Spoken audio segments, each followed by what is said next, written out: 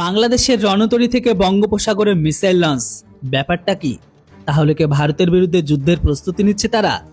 এবার বঙ্গোপসাগরে বার্ষিক মহড়ায় হাজির হয়ে গেছে বাংলাদেশের নৌবাহিনী তাদের নৌযান থেকে মিসাইল উৎক্ষেপণের অনুশীলনের মাধ্যমে বাংলাদেশের নৌবাহিনী এক্সারসাইজ সেফগার্ড নামক একটি মহড়াকে সম্পূর্ণ করেছে বঙ্গোপসাগরে।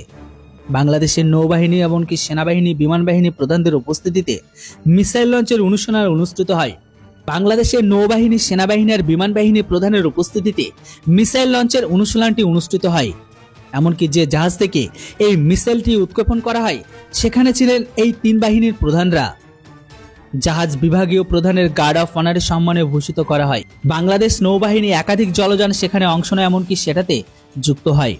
পাশাপাশি মহড়ায় অংশ নিয়েছিল বাংলাদেশ সেনা, বিমান বাহিনীও, এমনকি মহড়ায় যুক্ত হয়েছিল বাংলাদেশের কোস্টগার্ডও।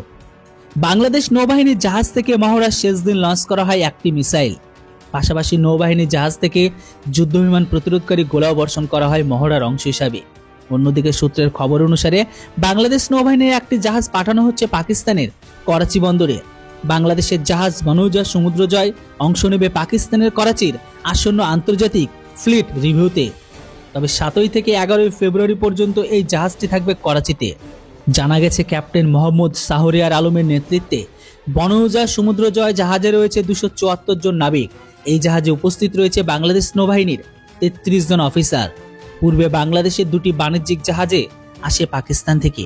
2024 সালের 14 নভেম্বর পাকিস্তানের করাচি বন্দরের সাথে চট্টগ্রামে সরাসরি কন্টেনার জাহাজ যোগাযোগ শুরু হয়। দ্বিতীয় দফায় পাকিস্তানের এমভি ইয়ান জিয়াং ফাজং জাহাজটি চট্টগ্রামে এসে পৌঁছায়। আপনাদের বলে দিই, এটা পাকিস্তানের নামে হলেও এটা কিন্তু সবগুলো চীনের জাহাজ। 2024 সালে 11 ডিসেম্বর এটি এসে পৌঁছেছিল। এবার করাচিতে আন্তর্জাতিক ফ্লিট রিভিউতে অংশ নিতে করাচিতে গেল বাংলাদেশের জাহাজ। বন্ধুরা, এবার আপনারা বলুন, বাংলাদেশের এই সমস্ত কর্মকাণ্ড আপনাদের কোন ইশারা বলে মনে হচ্ছে? অবশ্যই আপনাদের মূল্যবান মতামত কমেন্ট বক্সে লিখে জানান। Thanks for watching. জয় হিন্দ, বন্দে মাতরম।